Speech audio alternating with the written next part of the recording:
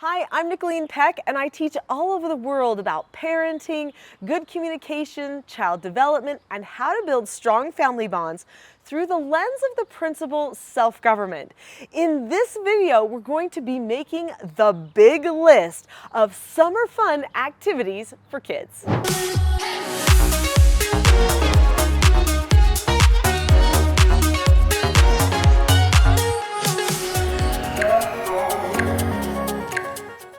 Do you want your children to be excited about summer? Do you want special family memories this year?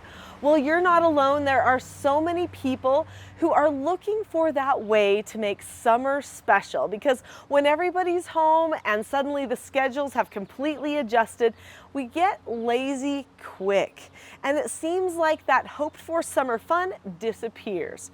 Well, in this video, we're going to be talking about how to make what I call the big list, which is the core for all of that summer fun. Years ago, I made the very unpopular decision to homeschool my children. So my 4 children were homeschooled, and that meant that school looked the same year round, but I wanted summer to be something special. So we came up with an idea for how to make our summer plans something that we would look more forward to. Also, just so you know, I did therapeutic treatment care for troubled teens for a lot of years too, and all of those children went to the public school. So by the time that we had the public school children and the homeschool children ready to do summer, I wanted it to be amazing. So this is what I did. I gave everybody a notebook, and I said, okay, now I want you to find a quiet place, and I want you to think of all the things you wish you would have learned this year. Is there something that you wish you would have done at school or during the school year, or maybe a project you hoped you would do that whole year but you didn't get to yet? Well, now is the time to put it on the list, and we are going to try to do it for summer. So they would find a quiet spot. Maybe it was in the clubhouse in the backyard, maybe it was cuddled underneath a tree in their favorite blanket, or just in their bedroom looking out the window, and they would sit for sometimes hours making what they called the big list. The big list was basically a list of the things they wanted to learn, the things they wanted to do or experience, and the things that they wanted to see. So every week we went somewhere special on some sort of summer field trip, at least one. These were things that we got off of the big list. So my children made lists of the aviaries, the zoos, the bird watching, the hiking trails, the amusement parks, the museums, all the different things that they might want to do in the summertime. And then they also made a list of the books they wanted to read. Were there key books that they never got around to? See, in our family, we read a lot of classical books, which means that I don't save a ton of time for what I call the twaddle. The twaddle is the stuff where it might be an interesting story, but 3 months later, you're not even for sure what the story meant because it just kind of went away. It's just a story to entertain you for a short amount of time. A classic is a book that gets in your heart and lasts forever. So we read mostly classics. I'm going to pick a couple of those classics to read to my children as read-alouds throughout the summer. But if they have some special books, whether classics or twaddle, summer is the time to pull those books out and maybe read those as well. Are there creative projects that they wish they would have done, such as maybe painting, pottery, sewing, cooking, yard projects that involve building or maybe doing a garden? All of these things would be added onto the big list. Now, I have to tell you, sometimes if you just hand them a paper and say, make a big list, they get a little bit overwhelmed. They're like, well, but what do I put on it? Especially if it's the first time. So it's usually a good idea to give them a few launch off ideas. Maybe say something like, remember earlier how you said you wanted to fly a kite? And I said it would be cool for us to make kites, but we never really got around to it. Well, maybe we should make kites this summer and go to the beach and fly them. So that would be super fun. Let's add that onto a big list. So every person is going to make their big list. Then after they make their individual big lists, then they're going to bring the big list to mom and dad. Now, mom and dad also create their big list. So what you want to do is you want to make a list of all of the cool experiences that you want to have with the children, the camping trips or vacations, as well as certain things you've been wanting to teach them. Maybe you want to teach them how to do snorkeling, or you want to teach them how to fish or hike, or whatever it is, then put that on your big list. Also put on the big list the books that you intend to read with the children. And if there are a couple of them that are must reads, put stars by those things on your big list. Then also put the creative projects or the things that you think would be fun for you to learn as well. Because summer has to be fun for everybody, not just the children. So after you've created your big list and your children have created their big list and turned them into you, then it's time to make the actual big list. So before we talk about this big list, this main list that we're going to have, I'm sure some of you have ideas that I have never even thought of, and that would probably bless a lot of the other people listening to the video on this channel.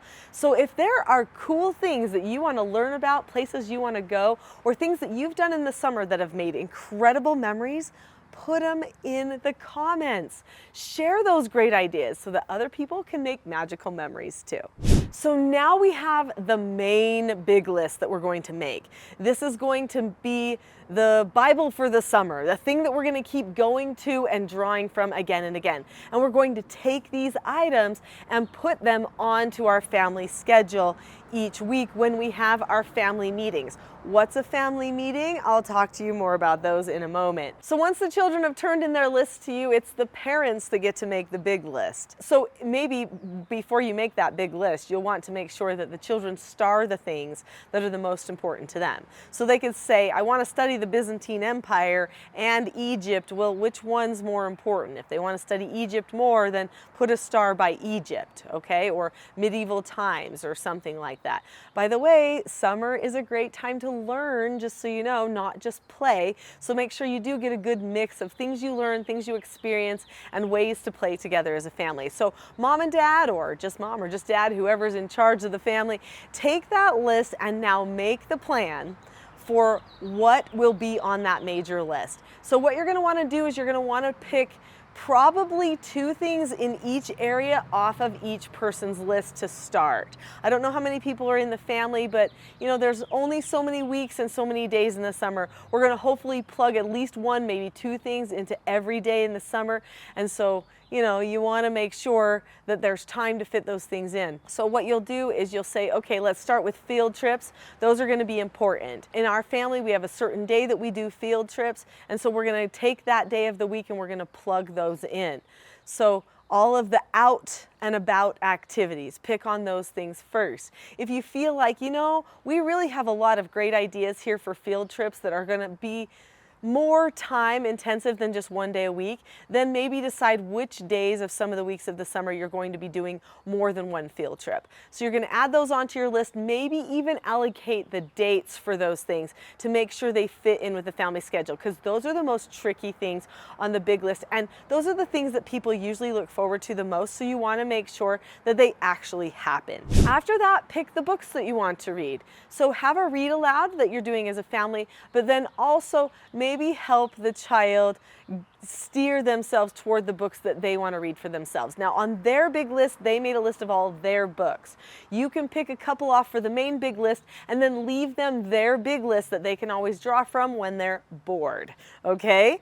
Then you're going to come up with some of the projects that you want to lead. So maybe they want to learn how to make cheesecake and you think, well, I'm going to have to be involved in that, so I think I'll go ahead and put that on the main big list and I will teach that. Then other things that maybe they want to learn how to finger paint or something like that, they can keep that on their big list. So again, for those times when they might be board. Now, anything that is added to the main big list that you know you're going to do and you are going to put into your family schedule, then you put a little check mark by the side of it on their list, so they know that one is going to be taken care of.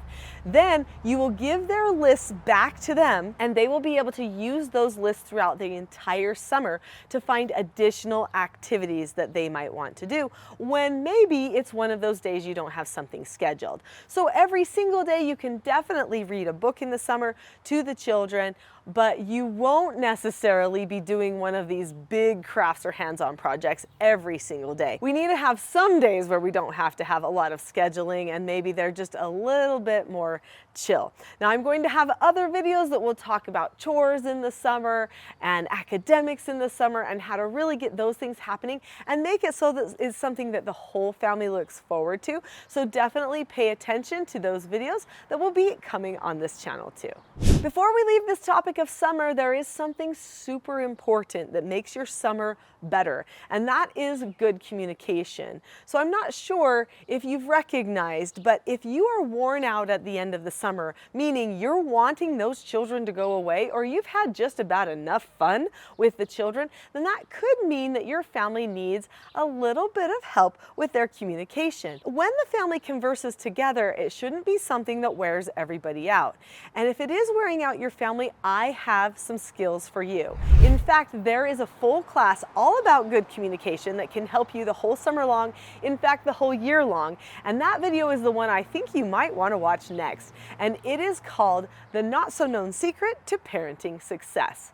Go ahead and watch that video now.